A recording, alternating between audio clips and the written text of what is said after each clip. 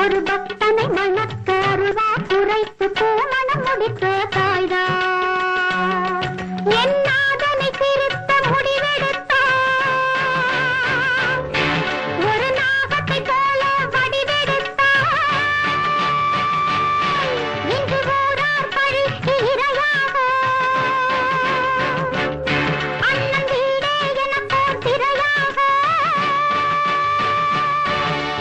அண்ணனின் வாழ்வும் ஆனந்தம் காண அம்மா நீதான் வழிவகுப்பாய் இன்னமும் உன்னை நம்பிடவா வெறும் கல்தான் உன்னை துன்பிடவா வங்கக் கடலின் ஓரத்திலே சக்தி வேள்வியும் நடக்குதம்மா அந்த வேள்வியினால் என் கேள்விக்கெல்லாம் ஓர் விடையும் கிடைத்திடுமா வங்கக் கடலின் ஓரத்திலே சக்தி வேள்வியும் நடக்குதம்மா வேள்வியும் நடக்குதம்மா வேள்வியும் நடக்குதம்மா